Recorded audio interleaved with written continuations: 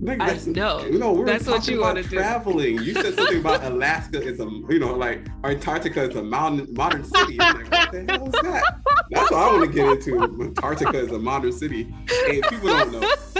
Welcome to another financial Rio short. We're gonna be talking about trade and travel. Nah, that we can't really say that. I think I might be copyrighted. We're gonna talk about traveling. And I was telling her that, hey, I definitely want to check out Antarctica. I don't know how many Black people ever been to Antarctica, to be completely honest, or even how many Haitian people has been there. She's like, well, you know, hey, it's not what we think it is. Antarctica is a modern city. I'm like, what the hell?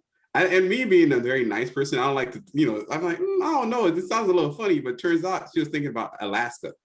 I was. You said Antarctica, and my mind just went straight to Alaska. I'm like, it's more modern. It's more modern than you think it is. It's more modern. Like, I think I'll make a great scam person because I speak in so much conviction. Like, believe me. And I'm like, I don't know. It seems a little like barren. I don't think there's that much of a city out there. Like, I don't think you'd have it, but okay. I'm so sure of myself a lot. So I even convinced myself. I don't think you can even fly there directly. I think that's no, I don't think so. You probably have to get a small commercial, or you have to know somebody to do it. But how I'd get to Antarctica, in theory, I'd have to go to Chile, and then be at the southern coast of Chile, all the way at the very bottom. And at that point, so there likely a day trip you could take, or even like a half day trip where you get on a boat and you just go to Antarctica. And that's how you get cruise. there. I don't want to do cruises. I'm not a cruise. I don't even know how to swim. I'm not a cruise person. How you a Marine? You know how to swim? How do we always talk about this and it still comes back up again? Yes. You know what? You know I'm spacey. You know I'm spacey. No, everybody always says the same thing. I keep telling everybody, like, not every Marine knows how to swim. It's just like, oh my God. It comes down to it. Like, yeah, like I know how to float enough to might not die in like a minute. And I know how, like, in like a minute. I know how to swim enough to know that I'm not that good at swimming. No, it's something that I really want to learn, because I told my partner about this and he's in one of the branches. He's like, yeah, I could definitely teach you how to swim. I'm like, well, let me know before we start doing swimming lessons so I can have braids. It's a whole process. Like, you don't want to have a certain hairstyle and trying to learn how to swim. You just did your hair yesterday and he surprised you with a swimming lesson. Yeah, swimming lessons. I'm like, nah, I ain't doing none of that. But it's a good life skill to have. It's a good life skill to remind have. Everybody here. Okay, I went to the Marine Corps. I figured they would also teach me how to swim, just like everybody would assume it to be. And we do have swim qual every year. The problem with Marine Corps swimming, you're only doing it for survival at the basic level. At the basic level, they teach you how to backstroke and do that. There's other people that naturally they already know how to swim. They're swimming with packs. They're swimming to save people. But I was the one not able to do so.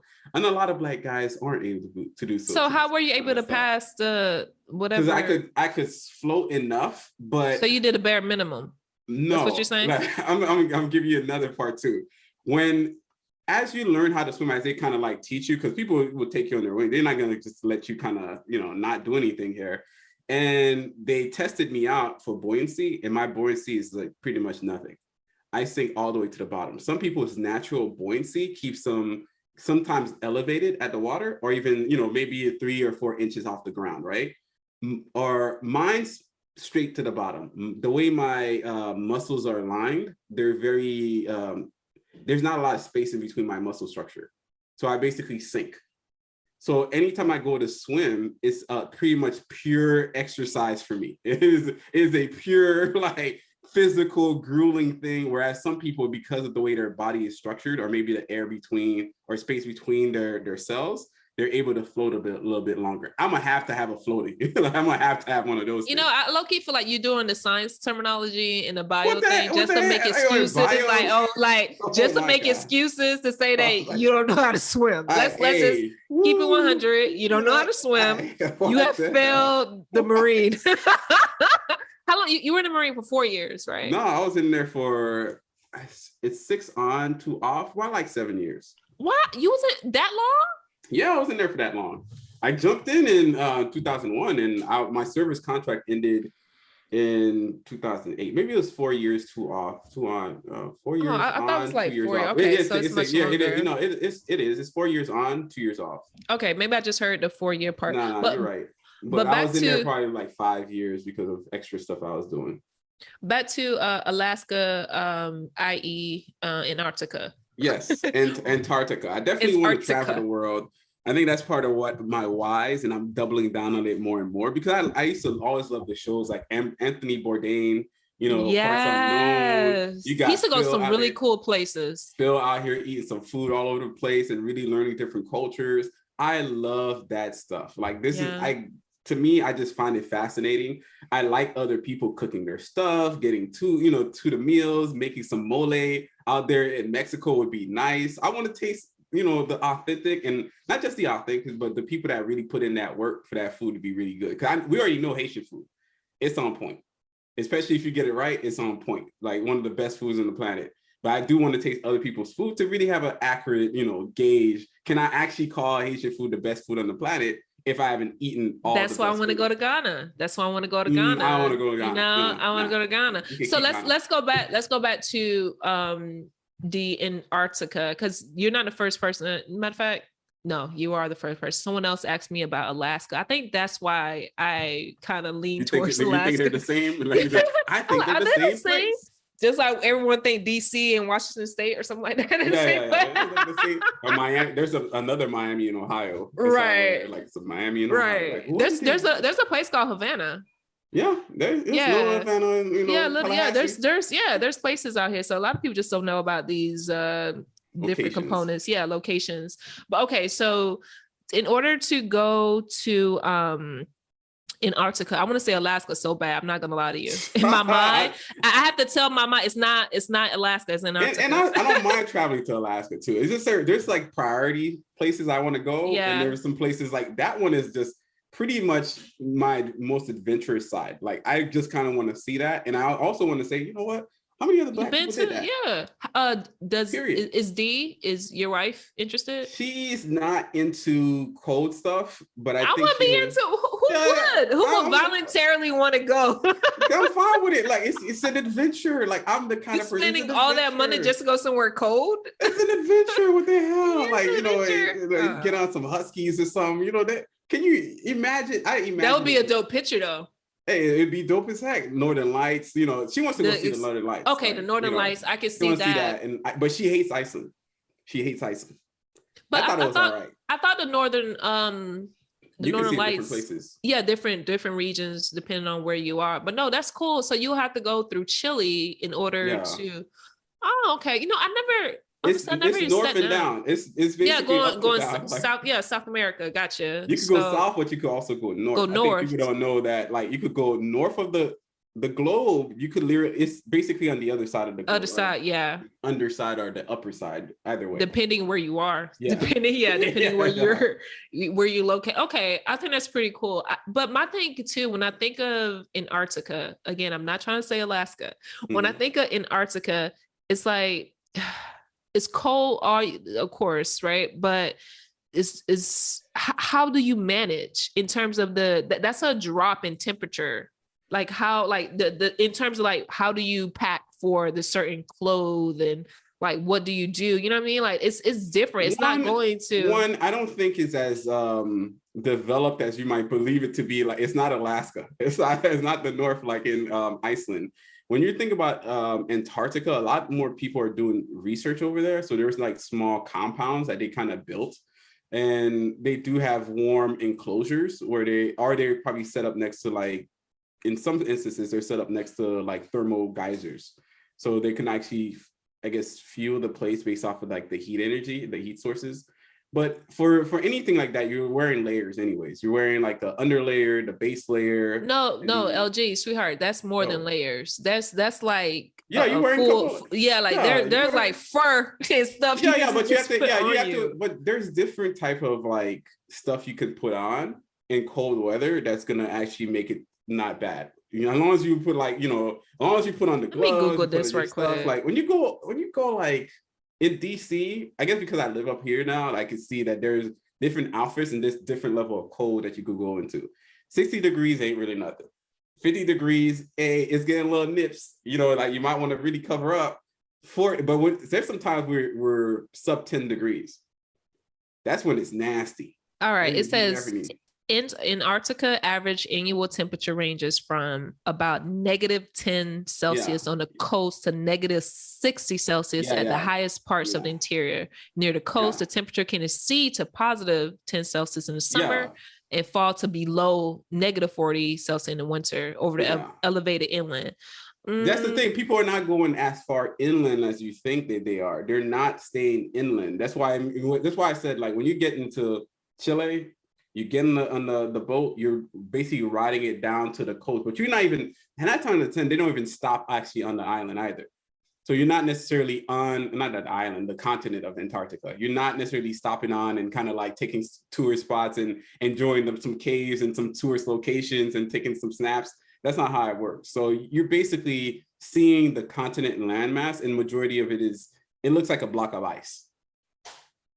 Like I'm seeing this person right now trying to take a selfie. He looks like a block of ice. Just like out here in a block of ice. That doesn't seem comfortable. That doesn't seem like, anything to me. You know what I mean? I'm into going to the edge. I'm fine with going to the edge. I'm fine with going to. Literally, this is the edge of the world. This is really who else goes there. Like the edge of the world. Like, that's where you're going. Hey, you know what? Like, I've been there. Not a lot of people can say that, and a lot of people are afraid just to even try. And it's not like it's going to be this worse experience. You don't get. Hopefully, you don't get stuck out there. Then you're screwed. But you're not trying to get stuck out there. You're just going for a trip to see it, to land, maybe stand on there and say, I was in Antarctica. How long would you do it for? Just to say that you. A day.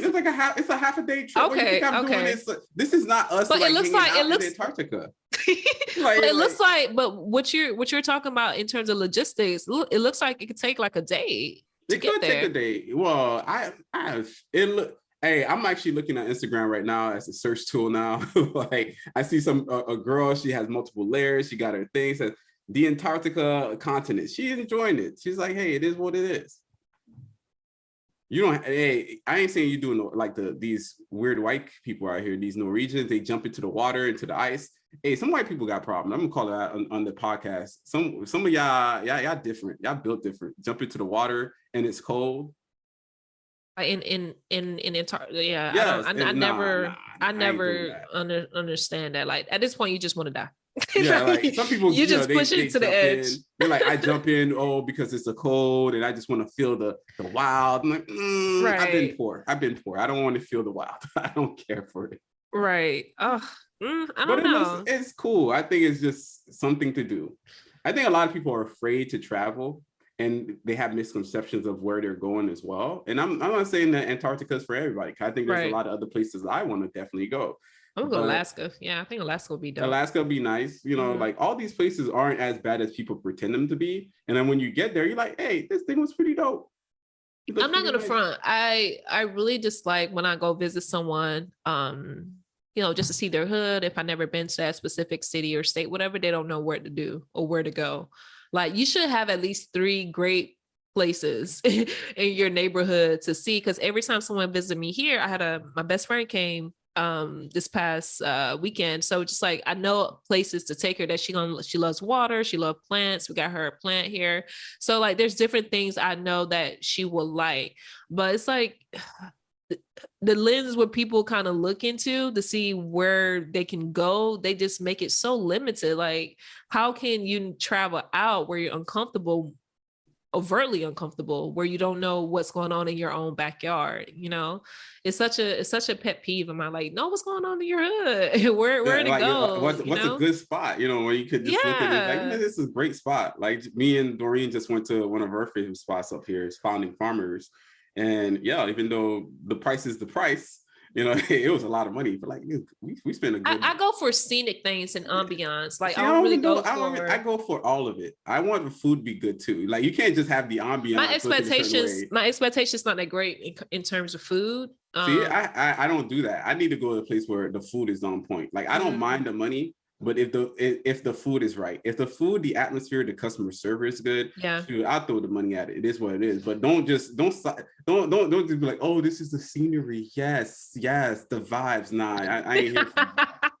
I'm here for the food. You know, there's a lot of where I live now, where my home is located. There's so many restaurants. Well, Palm Beach is known for restaurants, right? There's so many restaurants, like moms and pops here. A lot of them, cuisine and authentic food and stuff. And I am in a Facebook group for West Palm Beach residents. I just need to kind of explore a little bit more of these little small hidden places before it blow up and they start making reels and content creators and everything start coming. But yeah, like with the traveling, before, you know, we started the episode, I'm contemplating going to Ghana, Accra, Ghana. There's a women's retreat next year in June, 2023. The other year of return. Of the year of return. Another year of return. Yes. No, I actually know the facilitators. It's crazy enough. She's a therapist, but she actually a huge mental health advocate. She does a lot of research work and such. But she knew me since I was young. Like I was in I think high school. So she kind of seen me grew up, because I used to go to some of the summer high school institutes, college institutes in the summer. So she's seen me throughout the years where I would kept in contact. So she does these retreats. She does it in St. Lucia. Now she's doing it in Ghana. And I always want to see the mother. I always wanted to visit the motherland. And it's I think it's gonna be really dope. But as you know, I just purchased a new car, big Honda, riding clean. But I don't know. I feel like I don't want to extend myself financially a little bit too much, committing to this trip. But I think it's gonna be a worthwhile trip, you know, just to see the motherland, just to see the people, the culture. Because it's one thing how we speculate about Africa and West Africa, but to be there and to like be in the midst of all that, and to be around women too, women who wants to seek out, you know, different form of therapy. When we think about it, like being in this scenery, being in this other country, meeting other people. And I think that's what I'm leaning more towards. Like, and the other end of this is I want to see not just Ghana, but I want to place what's it called? It's not Freeport, on the Ivory Coast of Ghana, where they actually Soul slaves. Yeah, soul slaves. so Soul slaves. Yeah, I want to be in all that, like to. I don't know. I think I'm leaning towards more and more, but I'm just like, let me try to be smart about all this, you know? I agree with it. Like, because I think for me, there's two things. You know, there's always a couple of things that kind of changed me versus other people. The fact that I grew up in Haiti, I grew up in a place that was all Black. So my need to find Blackness was already satiated from when I was a kid. So there's like some people that lived in the US that never been in all Black spaces, or you know, there's some kids that lived in the suburbs and they got to HBCU. They're like, oh, this is the all Black space I've always wanted. Some people really crave that stuff, but I grew up in it. So it's not something I inherently crave. It's always something I carry with me. I see it. It's not new to me. Another thing that ended up happening to me when I joined the Marine Corps, we went to Africa. I went to Africa twice. I went to Africa on the East Coast. We went to Djibouti, Eritrea, and a little bit Ethiopia, and a bit of Somalia as well. So I was in that corner. And now I went another year, or maybe 2 years later, I had an opportunity to go, and I jumped on board, but I became a translator. I went to Morocco for like another. Speaking French? Yeah, French, and figuring stuff out communication wise. So I ended up in Morocco for a bit, maybe like, I think it was like a month in Tangiers. So I was able to kind of already feel that, like the idea of being in the Black space or being on the continent. I've already got that out my system. So it's a bonus if I go back. It's a bonus if I decide to. One of the places I wanted to always go to is Egypt, because I love, you know, the construction. I've seen that growing up. I want to see that, the learning channel, the history channel, before it became all about aliens. You know, like, yo, this was legit. I want to see those things, massive monuments. And I would say to anybody that wants to go to Africa, it's amazing because it's known as the dark continent. One, because it doesn't have a lot of lighting sources, and you're able to see the night sky for what it really is. When I mean it's amazing, it's beyond words. Like if you really go to a space, maybe not I don't even think the cities themselves would be that bad or congested, but I was in spaces where pretty much it was us in the wilderness out there in the middle of nowhere. And when you stop the car, like it was the ground and then there was the sky. And when people say, "Oh, I only saw one shooting star in my life," like you see shooting star all the time. Like it's just like this is amazing. No, it's basically available to the naked eye. I think that's why I would recommend for anybody to really center themselves, balance themselves, put your foot on the ground, to be in a space where it's not as connected or not as lit up by everything, that you're just able to see the world for what it's worth. Don't be trying to sit up here and convince me to go to Ghana. Like, God, yeah. I'm like, and another thing about like Africa, I think the only thing that sets me not really like, hey, I really want to travel there is the price. The price to get to an African country, it's not that like friendly. Yeah, it's just not. Yeah, it's actually crazy how it's much cheaper to get to Europe. It is. It's a combination of things, because it's not like this one. It's one, you have the tourism, and obviously people want to go back and forth. So the more people you are traveling back and forth for business or whatever it is, the more flights you're going to get. On top of that, there are pretty much like almost like wind roller coasters that the planes fly into. And that's how they get from point A to point B. That's why some planes, they have different time where planes to get off the grounds, because, hey, they're riding down the same like lanes, causeways, whatever they are. It's hard for me. I'm not a airplane person per se, and I'm probably not the best to explain it, but ultimately there are like the shoots that they're going through. And I don't think there's a lot of air shoots that are going directly there versus coming back. Because I think when you're flying towards the African continent, I think the wind is pushing against you. And this is why you kind of fly to Europe and then you shoot downwards. Then you come to Africa. Yeah, gotcha. That makes sense. In some ways. But if you're going this way, it's a little, or going back west, it's actually going to be quicker for you to drive, get on one of those things. And it's probably a one-way flight. This is why you see two, like sometimes you see multiple stops in some flights, and there's sometimes you just see one ways, because it's easier to just ride that wave. But that's just my theory on it. But there's also the fact that a lot of people aren't going back and forth, and therefore increasing the price as well. Yeah, but I am finding more people, especially Black Americans, are moving towards Ghana and the West African coast. But because I've seen it so much online, how people are like the Great Migration, whatever they call it, to leave the U.S. and to move to the West African countries, the continent. But there was actually, I went to a hair show here in West Palm Beach, and I purchased this beautiful like handmade purse. Like I had to get it. Funny enough, I gave it to my best friend, but I had to get it. And I was looking on her website. I'm like, oh wow, these some great things. She's like, yeah, this is my last summer here in America. I'm like, what?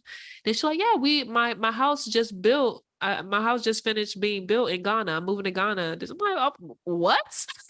And she was just telling me her story where she just feel more interconnected.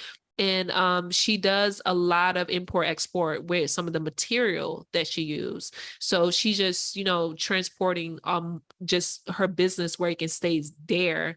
And that's how she was just building up the money and everything that she was doing. It was like a 5-year process. So now she's moving her entire family to Ghana. So I'm just like, if I do go, which I'll know soon if I can manage, but I want to see like more of like Black Americans, how they're living there, how they're experienced, right? So hopefully I'll be able to do that if it comes and manifests into itself. But yeah, Travel 2023 is going to be lit. The only thing I hate about it, though, I have to renew my passport like end of this year, since it expired in 2023. But I have so many stamps. So if I do go, it's going to be the first stamp is going to be Ghana. My first stamp. I guess that's cool, though. Yeah, that's cool. But like I had so many stamps, like oh, man, I had so many stamps. Like after college, I just traveled to Korea and Japan. There like so many cool, Dubai. There were so many cool stamps that I had. China. And now I got to start over. Yeah, I'm looking at some of the Ghana stuff. Whenever somebody says anything, I just go on Google Maps and I zoom in. I'm in Accra right now, looking at it. They even have a Labadi, which is funny because Haiti has a Labadi resort. So Yeah. they have that. So there is something there to be said about traveling and also just wanderlust. Like some people, I don't know why, they just don't use the internet for what it's worth. And you could just use this stuff. Go Google this stuff up so you know for yourself.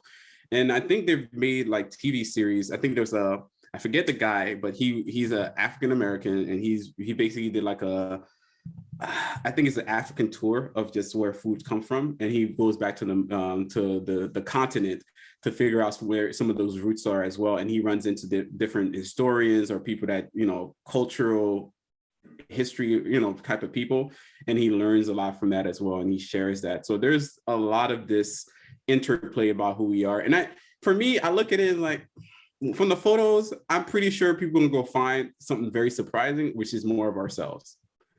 I think that's what people are surprised, like, oh, these people kind of look like me. These people kind of like eat the same as me. I'm like, yeah, because you're Black too, because you're from this area. Like that's how this thing works. And I think that's shocking for a lot of people, where it's not as shocking to me. I'm like, yo, it's all right, guys. But you know that, what? right? We have a point of reference too. Like for you, your grandfather Brazilian, right? Yeah, so on one side, yeah. Yeah, it's Black Brazilian. So, Brazilian. my family is, we know distinctly in Haiti, the islands where they're from or the city, but some Black Americans has no point of reference at all. So like if it probably in terms of lineage, excuse me, in terms of lineage information, it probably stopped the grandmother, grandfather. Like they don't know anything outside of that scope. I guess we're privileged a little bit because we can actually go to our father or our mother cities and stuff like that, and kind of get that historical information where some may not even know. But for me, it's like, traveling to Ghana, I've been to Haiti, I've been to a lot of, places.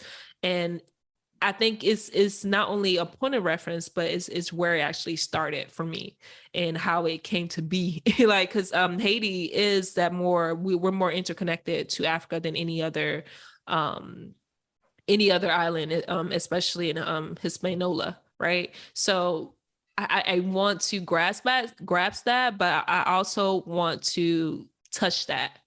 I touch Haiti. I want to touch that too while I'm traveling to West Africa. And I think, honestly, the more I'm talking about this, energetically, I just saw my best friend. She left today, and we were talking about it. I'm like, I don't know how I feel, but now I'm like talking more and more. I don't know. I feel like my spirit may need this, LG. Like, seriously. I think it works for a lot of different people. I think it works in different levels. For me, I guess my spirit is more this weird. You just want to be in Antarctica doing some kind of that's why I said that's the most wild stuff. But I'm talking about like I grew up watching one too many of those like travel shows or cultural shows or history or empires. So for me, my range and scope is not merely 500 years. I'm like, I know that human history lasted over 5,000 years. That's an insane proposition. Like, I'd rather go see. I know that it's weird to say it, but you could go to like the Great Wall of China, and that thing was built what 3,000 years ago or something like that. That's can you imagine? Like 3,000 years ago, yeah, this thing was done that way. There's a lot of these spaces, and we've seen a lot of empires and people completely collapse, completely disappear off the face of the earth. Animal species completely go, and that's the world that we live in. Even though a lot of people ranges themselves maybe 60 years, maybe 100 years, but we've been on this planet as human beings for over 5,000 years. I don't even remember exactly because the speculation being like 10,000 years or something, but at least as far as we know, it's like it could be at least a good 7,000. There's whole dynasties. China wasn't even the China that is known today has been in existence for a very long time. And the Chinese people that you find today won't even look exactly like the Chinese people you found like thousands of years ago. That's how different that it is now. Evolved, right? Yeah, people change, and I think I'm into that. I'm into the idea that we could go further, and that further means that some things are just buried and long gone, and it's good to remember that. But it's also to start setting up new pathways and new destinies and new histories for yourself as well.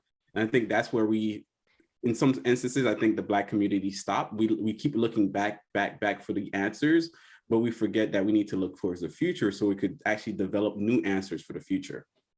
Yeah, I agree. The new answers is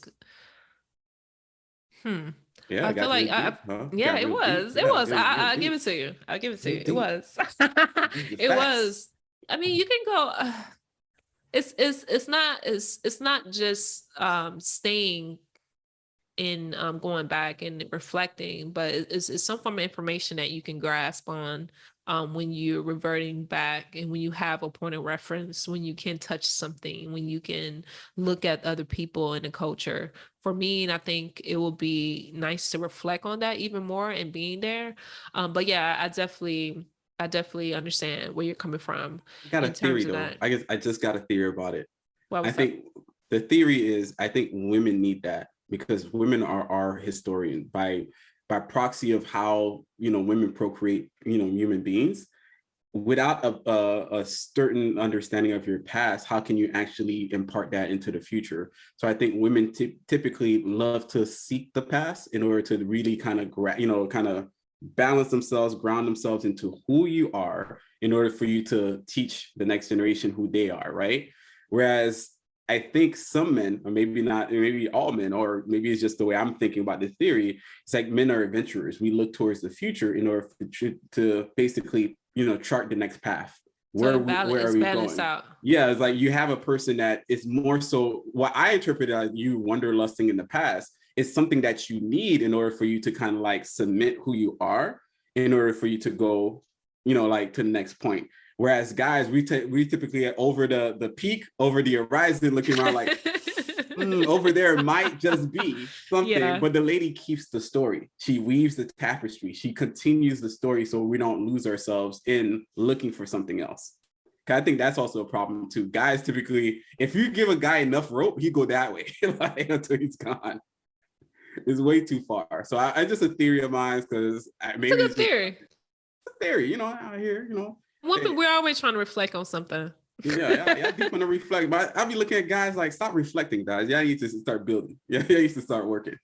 So for me, my mainstay, and this is how we got this entire conversation, is like, I think in the end of the day, when I retire early, I want to travel. I do want to learn other cultures. I do want to learn or get better at the languages I do know or have a cursory understanding of, like Spanish, Portuguese, Italian, all because they have the same base. I'm trying to cheat, right? Because they have the same base. And I do want to kind of create spaces where if somebody says, hey man, I'm in Lisbon. I'm like, oh, you're in Lisbon? I got a spot. Or if I'm there and you come through, I'm like, hey, it's cool, or your kids come through, your cousin come through, or your niece and nephew come through, at least they have somebody to look out for them. And hey, here's the top 3 spots. I know chef whatever, he's all good, he's vetted, let's go and get there if you want to, don't get there if you want to, that kind of thing. I want to create that. And I always love that idea. Like you should show, like, I'm like, yo, I tell my buddies right now, I know they're not saving and they're not doing some of those things that I recommend. But I'm like, hey man, I like how you just plug that in, but go ahead. Yeah. Well, if you travel to Brazil and I got a spot, that's, hey, you pay for the flight, at least the location is, free. It's covered, right? Yeah, the location is covered. What does that mean? That means we get to keep more money. That means you get to and basically share more experiences with your kids, share more experience with your friends and loved ones, and you're doing more of what you want to do versus just throwing out money left and right. So I want to create those type of opportunities. Yeah, it feel more encouraging enough to travel too, because a lot of times people like to write it off because they don't have the funds or anything. But internally we are very creative people and very resourceful when we think about it, and we know someone that knows someone that may know someone to be able to help us, but we need to kind of like communicate that, and it's okay to ask. Like I always feel, so I'm always going to ask something. I'd rather be the person that asks questions than the person that don't know. To get the answers. So yeah, that's dope. Yeah, it's I gonna think it's be gonna be real dope because I can imagine, like, at least my godson was, when I talked to him, he's 5, and I was like, hey, where do you want to go? On the map. He's like, and he didn't even hesitate, Japan. I'm like, what the heck? Where'd you come out with Japan out of nowhere? All Like, these young people want to go to Japan. Remember I tell you my niece want to go. Yeah, but I think he was watching some kid on like a travel kid on YouTube or something like that. And that's where he got the idea that he definitely wants to go to Japan. I was like, wait, whenever you're ready, we'll go.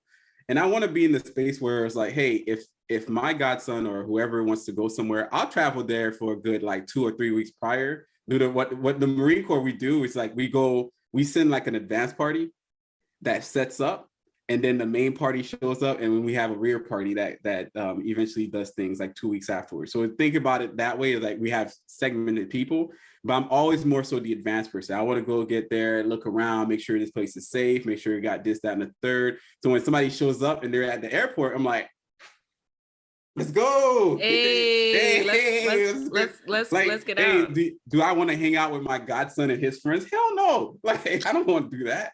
I'd rather be that guy like, hey man, I set this place up. You have your own wing somewhere. You're hanging out with your friends. You can do whatever you want, long as you don't get like completely, trash and go to jail. It'd be weird, yeah. Don't go all weird here. But I don't care for that. I don't care for whatever it is. Hit me up when you feel like it. You want coffee in the morning when you want to, get back from a hangover. Hit me up on that. And that's who I am. Like, I'm not here to reign on somebody else's life or control it. I don't care. I just want to go somewhere and just eat some real good food, vibe out, and be like, hey, my nephew, my cousin, or my friends, they're in town.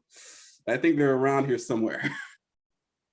Or if somebody runs into me, he's like, hey, I ran into my uncle once at a compa party. That was one of the coolest things I ever seen. Where was the compa? It was in Miami, but I didn't expect them to be there.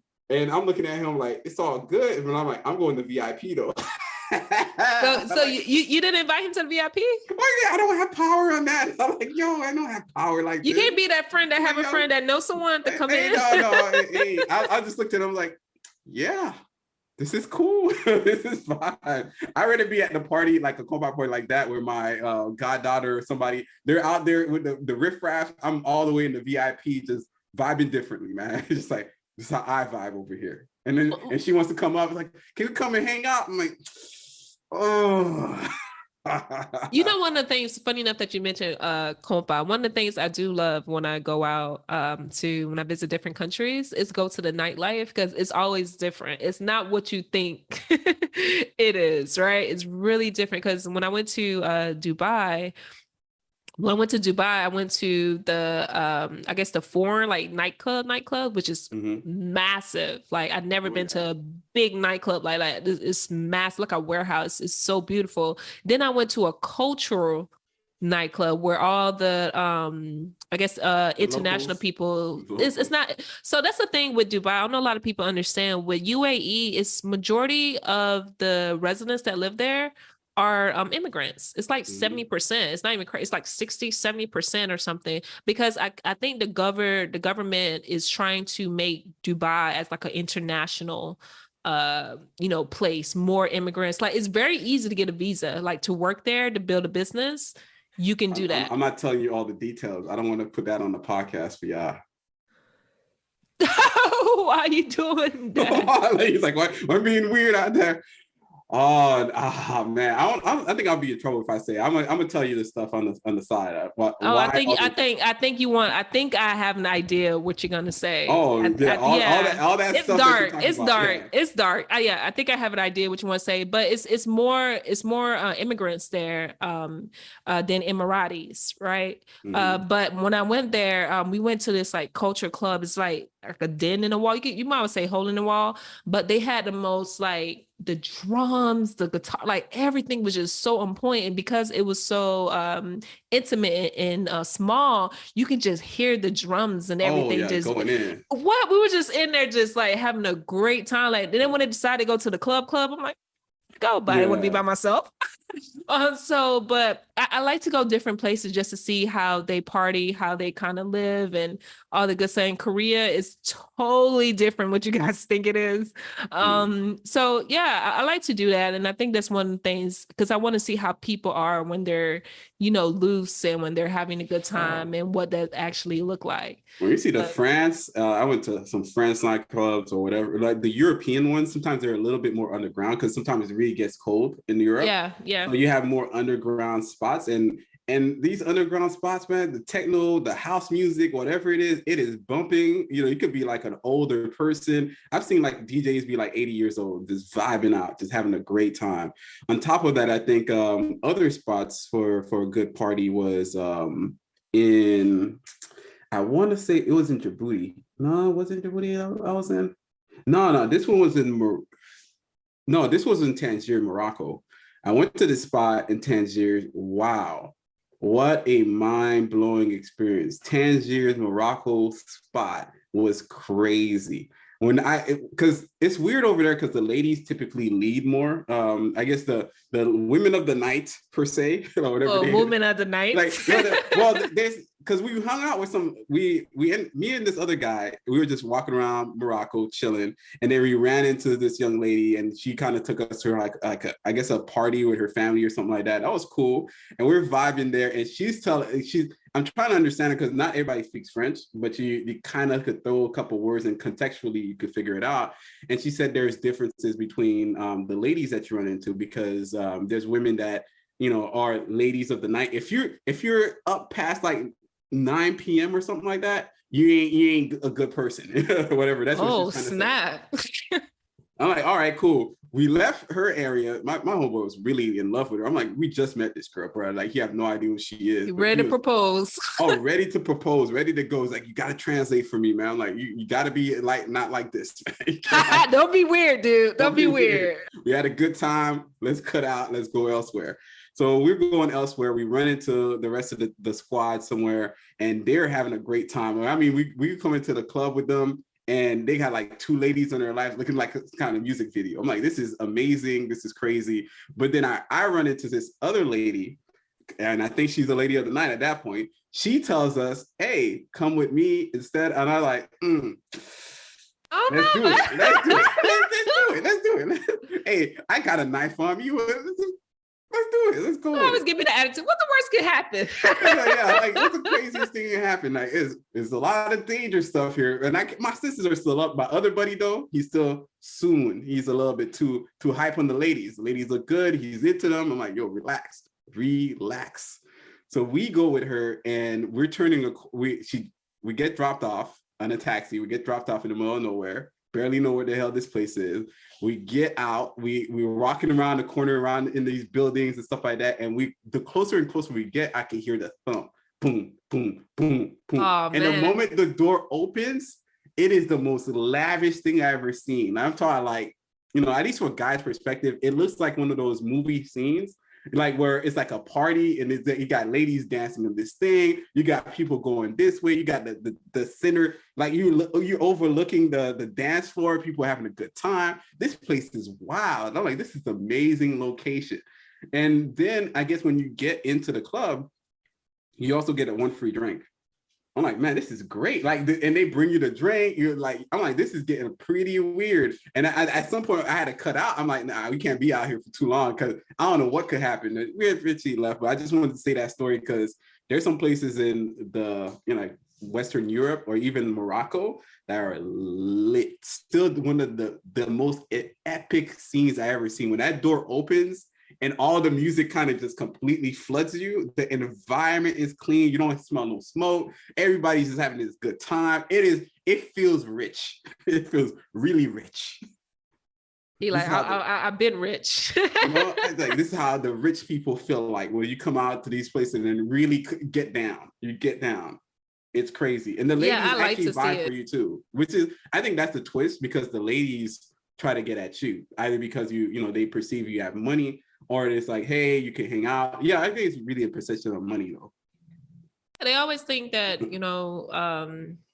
you're able to kind of give them, at least if not for the long term, it's a short term. Like, let me finesse this as much as I can. So well, some of them are trying to get married too. So it's like, hey, that's what hey, I'm saying, long term or short term. I'm gonna knock this thing out real quick and try to get this work. He seems like he has money.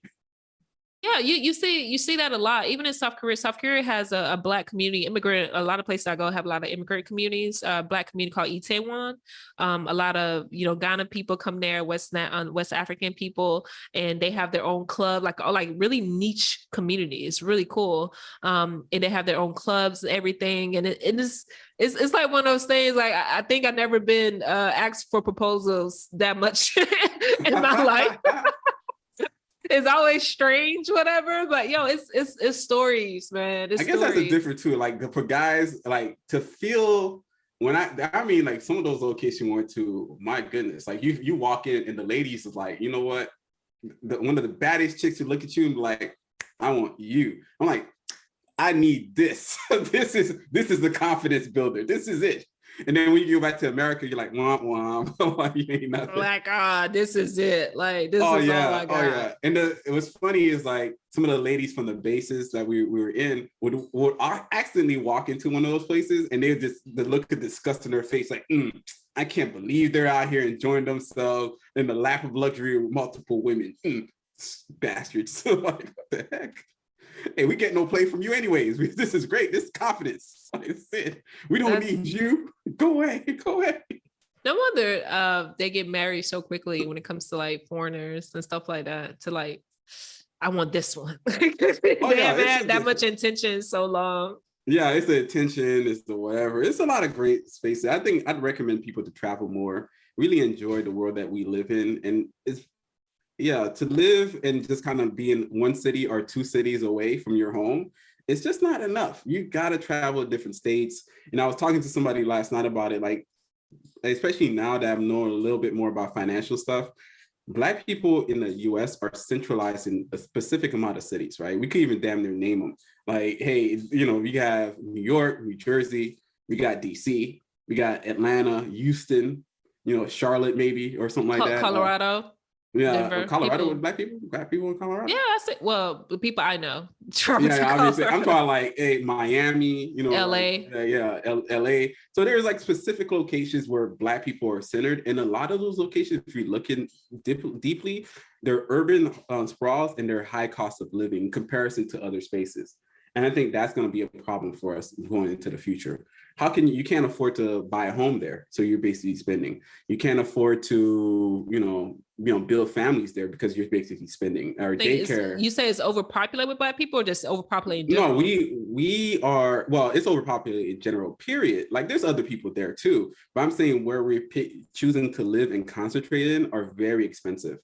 And that's another problem for even gay people as well, because gay people, which is, there's a couple of like very great financial literacy or financial influencers that are, gay or lean into the LGBT community and really kind of give information to that. And they woke it up for me. I was like, oh shoot, I never actually noticed it, because they're retiring places like New York, LA, Austin. Retiring these places? Because that's the only, a lot of times that's the only place that they feel socially acceptable. Gotcha. Yeah, they feel comfortable. I didn't even think of that. Not even just socially acceptable, they feel comfortable, and they also have other people in that community. Yeah, okay. There's some places in America that are very, like, they don't care what you are, what you do. You could be damn near in the middle of nowhere. They're like, you're fine there, but then you're not going to be able to find a big enough community. Okay, I see what you're saying. They center or concentrate in those very high cost of living areas, and they retire there too. Like San Francisco, like all these places.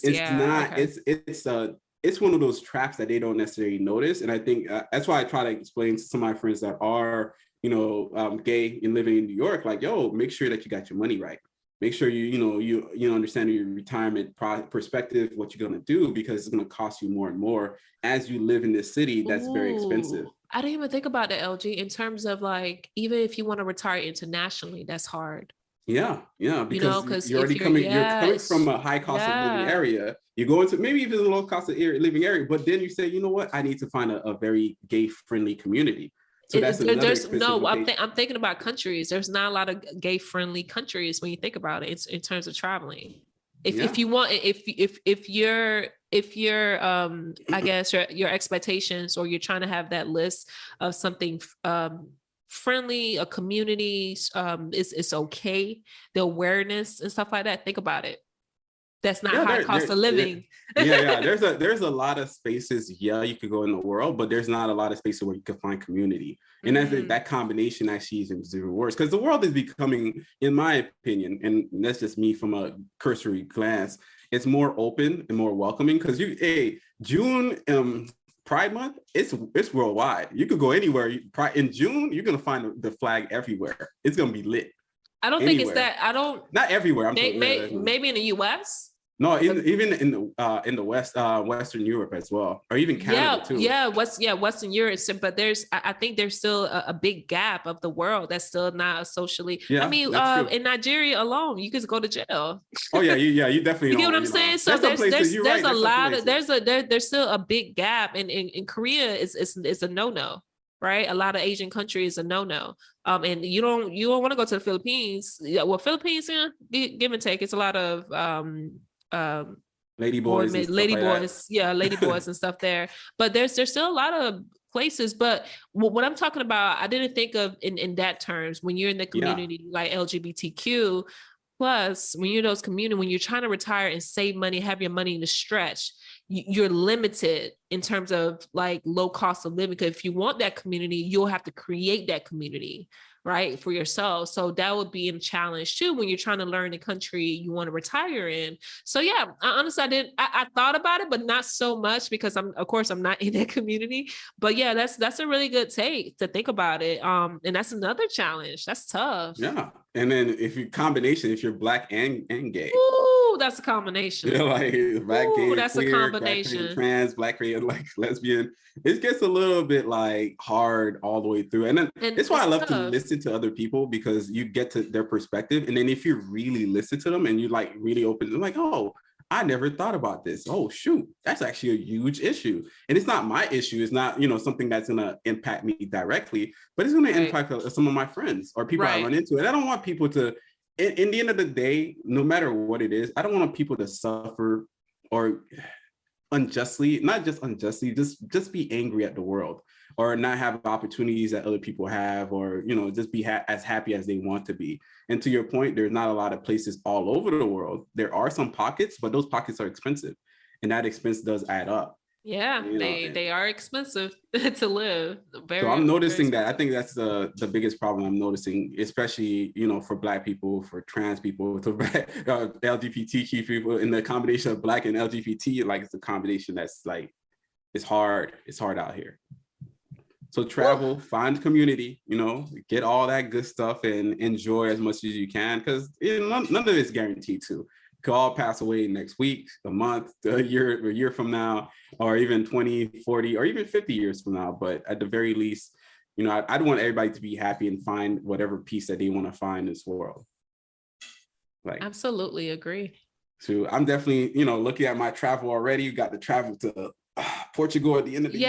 Yeah, end of the year, Portugal and Spain, right? Portugal and Spain. You've been to Spain before, right? I've been to Portugal. Spain. I've been to Madrid before. Yeah, but this is gonna be a little bit more like. Are you guys stopping in Lisbon?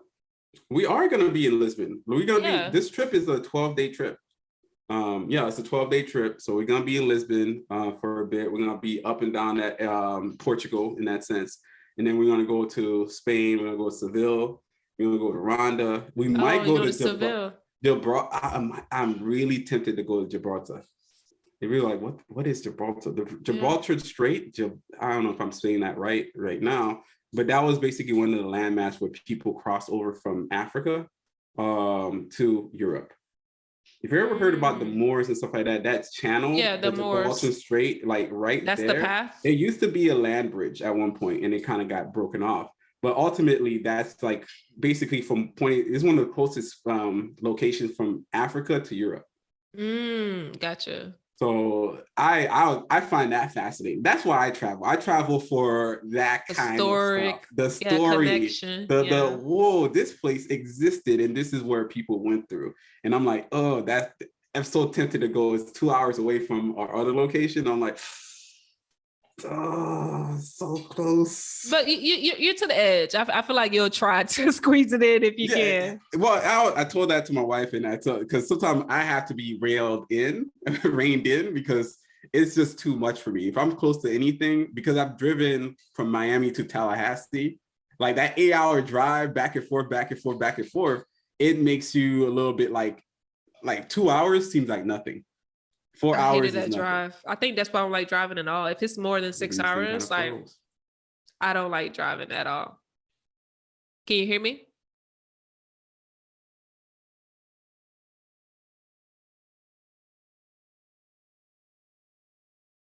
Can you hear me?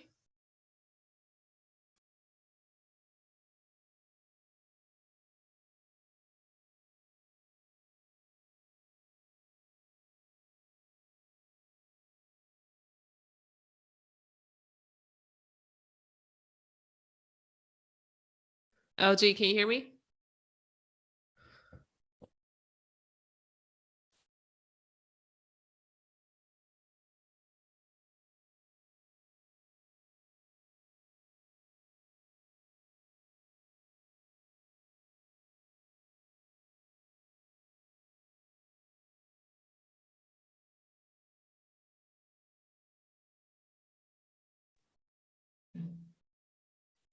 Oh, I need you to pay your Wi-Fi. it might be my Wi-Fi, but I think there might be a time limit on this thing. Oh, okay. Yeah, we can wrap it up. Yeah, but ultimately, yeah, I'm too close to the bottom there. So I don't know. I'm very tempted to go to Gibraltar. I'm very tempted to really see the rest of the world here and there, because there's a couple of trips that we missed because of the whole pandemic. We were supposed to go to Switzerland, we were supposed to, I want to stunt on these people, stunt at some of my haters, whoever my one or two haters are. I want to stunt on them, make them real mad. But, do it. Money's good. Life's good. Hey, throw money at it. Yeah, like I got it. I'm financially irresponsible. Just throwing money at that sucker. Hopefully all stinks. But that's why I travel. I want to see the rest of the world. I want to see Machu Picchu at one point. Want to go back to Brazil at some point. That's going to be coming up soon again. And in 2025, not 2015, 2025, I want to take my mom, or at least me and my wife, and hopefully my mom at some point, to Italy, because the Vatican opens its gates for very rare instance. So I want to kind of, for her to see it, because she's very religious, like my grandmother is very religious too, true Catholic people. So I want her to kind of experience that. I don't think she knows how to get there. So I'm just going to, go with her. And also we're going to be in Italy, hitting a little bit of Greece, just traveling it up. I love it. Just for the haters, then my mom, flex. Put a flex out here, just just out here in Italy, all Italy for a good, 3 weeks. Maybe 2 weeks, two and a half. I don't think Italy need that much time, to be honest. See, I don't know. I have that much time. I have I got time. Every year I got time. I got time to settle in on these haters. I want them to settle in. I want them to know this is where he is at right now. Listen, I got time. I got time. I'll be up and down. Obviously, Rome, Naples, Milan, all that stuff. Get some wine, make a whole wine day, that kind of thing. Mm-hmm. I don't know. You just want to go with Ghana. It's okay. It's limited, but all right. It's cool. I may make it into a 10 days, a 7-day trip. I may make it into a 10-day and visit some more places. So I'm trying to see how I can work it out. Try to optimize as much time as I can with it. Yeah, the Côte, the Côte d'Ivoire out here, the Ivory Coast, mm-hmm. Coast. You could definitely just go a lot of these little places too, because they're not that far apart. Some people just think they fly in and it was you could literally an hour and you could be in the other spot. Yeah, Benin. But you need another visa. You need another visa for Benin? No, not probably. It's they're neighbors, but certain countries and stuff. You need another visa. Right, so it's not what you as easy as this thing. Because I have a lot of African friends like Ghana and Nigeria and whatever. I'm like, why you guys just don't? She's like, yeah, you need a visa. And more in some countries are more expensive than others. It's not as accessible as you may think. Yeah, it's not as accessible as the euro, because they got a euro and you can kind of go back and forth in them. Yeah, they have deals that they have with each other. Yeah, you're 100% right. Yeah, I forgot about that. So I want to, if I do go, then I will optimize it and probably do my entire 2 weeks or something like that to optimize. And I do have a good friend of mine. Bright is still in Ghana with his wife. So I may just go check him out. So yeah, record it. Get some footage, drop some reels out there on the people, drop on the haters, year of return. Yeah. So let's see if I can find a husband or something. Or a husband finds me. That's easy though. I think women, y'all make it seem so hard. Like some of these guys, especially in Africa, I have to go to the motherland to get my husband. They're ready to go. Like, if you say you're really ready to go, they're like, we're ready to go like next week. Like, but I'm not about to invest so much of money and get you over here. I don't got time for that. Like, I'm trying to figure out my life. Try to get this visa. I'm not about to invest so much money to import you here. Like, nah. And import a problem. Import a problem. For a whole problem. For a whole problem on my hands. Unless you already have a visa and everything, you've been here before, you have the money and stuff, maybe. But I'm open. Why don't you just get a UK dude? UK black guys. They're out here. Maybe they're like DC guys. I don't know. They like probably DC guys, maybe. But I'm so like infatuated with accents. I don't want them to like. I don't want to fall in love with the accent. And the guy is so trash. I'm like, oh, your accent. The guy's so trash. He's talking down to me, but nice. Yeah, I dated one, and that kind of like, I was just so like enthralled with his accent. Yeah, you figure there's a bunch of them hanging around, but I guess there's a whole bunch of people. I think it's easier to get with somebody. I think people are still trying to find themselves, guys and girls. Yeah. People trying to find themselves, trying to figure it out, but it's not that hard to, I don't know. When good people meet each other, I don't think I need to people be waiting out here. Like I'd be wasting too much time. We be waiting?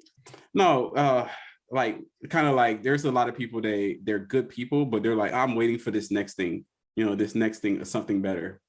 Oh, like waiting for someone else or waiting for like certain parts of their life to get together? Which yes, both, maybe both. For part of some of their lives to get together, or even waiting for a better option to come around. That's why, like, to me, like when I meet guys like who have these beautiful girl or they had their child, whatever, and they're saying like, well, yeah, she got to get her finance in order. She got to do this. I'm like, bruh, she had your kid. It's such a cop out. You've gone beyond. You're like, you've gone. Yeah, it's such, to me, it's just my opinion. It's such a cop out when you're trying to give all these prerequisites. And the biggest prerequisite when a person had your kid, almost gave her entire life for your kid, to come to this world. It's like, anyways, that is my opinion. But yeah, right. I'm open to the world. Okay, cool. Let me see this thing. I'm not quite sure what's going on, but all right. We'll be out then. We wrap it up. Just this random conversation about travel and living life, guys, and the soft life. The very, very soft life. All right, guys. Peace. All right, guys. Thank you for listening to the Financial Griot podcast, powered by the Wealth Builders Collective.